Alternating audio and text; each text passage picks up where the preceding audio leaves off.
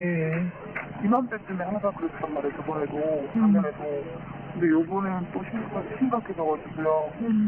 네, 저희 상담 전화가 하루에 최근 들어서 많이 집중하면서 한 40-50건 이상이 되고 있고요. 우울증으로 상담을 요청하시는 분들은 그 전화 중에서 한 40% 정도, 예, 거의 50%에 가까운 분들이 우울증을 호소하고 계세요. 더욱 큰 문제는 우울증이 자살로 이어질 수도 있다는 것이다. 실제로 자살 상담자의 82%가 우울증 환자로 밝혀지기도 했다.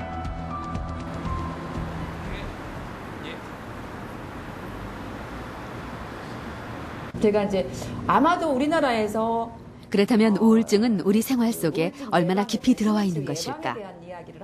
지난주 용산구 여성인력개발센터에서는 일자리를 찾는 여성들을 대상으로 우울증 예방 강좌가 열렸다. 감기 주변에서 우울증 환자로 보이는 사람들을 설득해서 병원의 도움을 받고 전문가의 도움을 받게 하는 것이 건강한 사람들의 의무이자 책임이에요.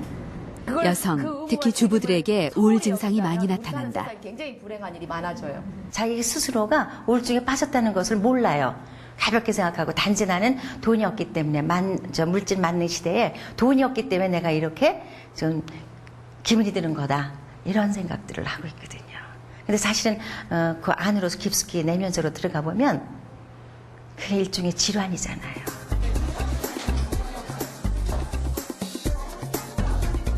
제작진은 33명의 수강생을 대상으로 우울증 자가 진단을 해보기로 했다. 참가자들은 모두 평범한 주부들. 검사 결과는 생각했던 것보다 심각했다.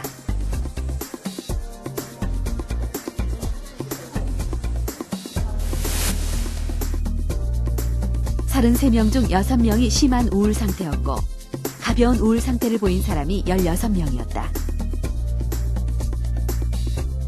나는 다들 그렇다고 생각했는데 좀 가벼운 우울증 상태가 나와서 조금 놀랬고 좀 발상의 전환이 필요하다고 생각해요. 어떤 특별하게 조금 안 좋았던 기억들이 있었거든요. 이제 그런 생각이 오래 가는 것 같아요. 우리 현대인들이 대부분 주부 우울증이 약 75% 정도까지 보는 경우도 있고요. 보통 45%, 청소년 우울증이 75% 정도로 보죠. 여성들이 우울증에 더 많이 노출되어 있는데 사실은 제가 연구하고 조사해 본 결과는 여자들은 자신의 우울증 상태를 많이 호소하지만 남성들은 자신의 우울증 상태를 호소하지 않기 때문에 조사가 그렇게 나온다고 생각되는데 남녀 성 비율은 비슷할 거라고 생각이 들어요. 그만큼 우울증이 많이 노출되어 있죠. 최근 한 조사에 따르면 한국인 5명 중 1명은 살면서 한 번 이상 심한 우울증을 경험한 것으로 나타났습니다. 그렇다면 단순히 우울한 기분과 우울증은 어떻게 다른 걸까요?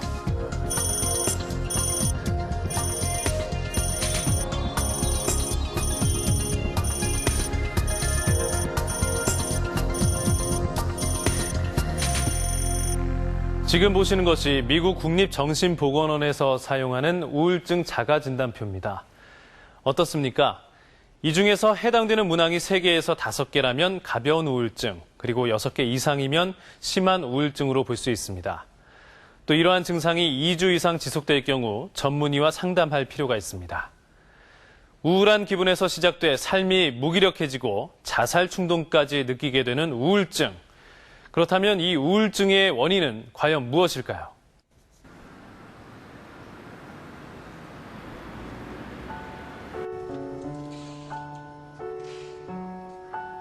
점심시간이 지나도록 오진수 씨는 이부자리에서 일어날 줄을 모른다. 쉴 새 없이 TV 채널을 돌려보지만 그저 멍하니 바라볼 뿐 열중해서 보는 것도 아니다.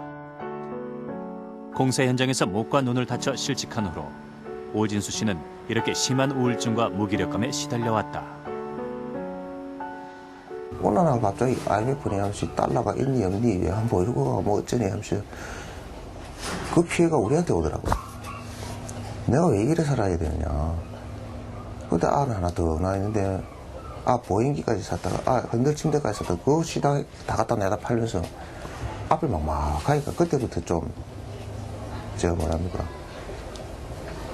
내가 저지르지 않은 것에 대해서 죄를 내가 받는다는 데 대해서 좀 뭐랄까 막 억울하기도 하고. 30대 후반에 찾아온 시련. 살림은 날로 궁핍해졌고 우울증은 심해졌다. 결국 진수 씨는 알코올 중독 진단까지 받았다. 사는 게 너무 힘들어 자살 시도까지 해봤지만 이제 겨우 초등학생인 셋 딸을 두고 세상을 등질 수도 없는 노릇이었다.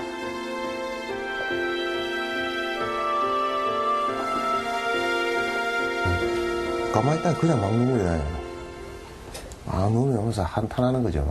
분에 못 이기고 그 가슴이 못 이겨가지고 어떻게 죽을까 찾는 거예요. 집에 어떤 건이 제일 튼튼할까, 또는 뭐 어디 저 가다 차에 뛰들어볼까 싶기도 하고. 그러니까 우리가 뭐 가장 어려울 때 좋은 친구 만나서 충분히 얘기를 하면서도 이게 풀리고, 남을 또 욕하면서도 우리가 대리 만족하기도 하고 우리 기분이 이제 풀리기도 하고 화가 풀리기도 한데, 우울증이 걸리는 사람들은 그렇게 남을 공격하는 것이 아니라 자기 자신에게 화를 돌리고 자기를 공격함으로써 너는 네가 능력 없는 놈이야, 네가 참 보잘것없는 놈이야, 너 같은 놈은 죽어야 돼, 이런 식으로 공격을 자기 함으로써 자기가 완전히 소멸됨으로써 자기가 자살로까지 가는 그런 식으로 저희가 이제 해석을 많이 하고 있죠. 흔히 마음의 병이라고 하는 우울증은 사실은 뇌의 변화에 따른 질환이다.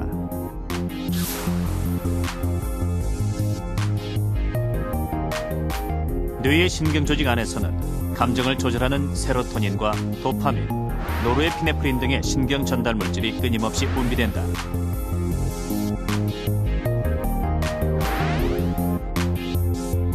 이 신경 전달 물질의 활성도가 떨어져 흐름이 원활하지 않으면 뇌의 균형 상태가 깨지면서 마음이 불안하고 우울한 상태가 된다.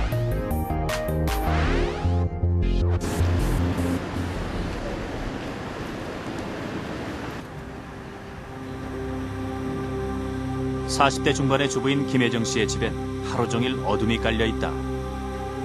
어두울수록 마음이 편하다는 혜정 씨. 남편과의 성격 차이로 시작된 우울증은 그녀에게서 빛과 웃음을 지워버렸다.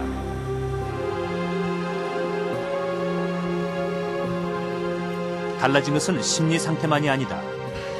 먹는 것으로 스트레스를 해소하던 습관은 결국 폭식증을 불러왔고 체중도 20kg 이상 늘었다.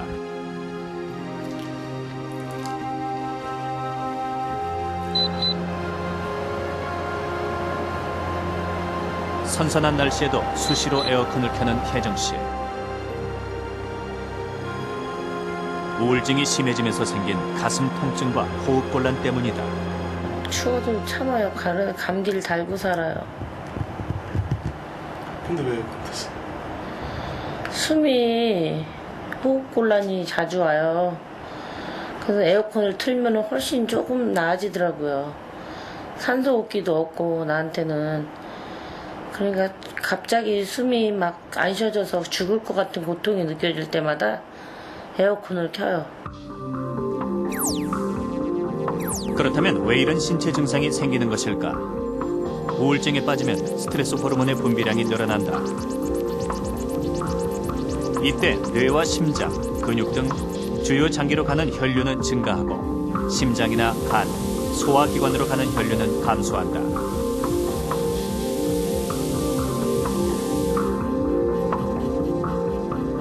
우울증 환자들이 가슴 통증이나 소화불량, 수면 장애 등의 증상을 느끼는 이유도 그 때문이다. 우울증 환자들이 신체적인 증상을 많이 호소를 해요. 말하자면 두통이라든지 아까 말한 것처럼 가슴이 답답하다, 심장이 벌렁벌렁거린다, 뭐가 열이 올라온다, 뭐 이런 얘기도, 소화가 잘 안 된다, 이런 얘기들을 많이 하기 때문에 실제로 우울증 환자들이 내과라든지 다른 과에 가서 진료를 받고 있을 가능성이 높죠. 그쪽 가서 검사해도 별 이상은 밝혀지지 않고, 그래서 그런 환자들이 뭔가 밝혀지지 않는 신체 질환이 자꾸 있으면은 그것도 한번 좀 우울 증상 중에 하나가 아닌가를 좀 생각해 봐야 되는 것이 굉장히 중요합니다. 우울증은 뇌 기능에도 심각한 영향을 줄 수 있다. 경희의대 생리학교실의 김창주 교수팀과 우울증에 빠진 쥐의 뇌기능 변화를 알아보기로 했다. 먼저 갓 태어난 새끼 쥐를 두 그룹으로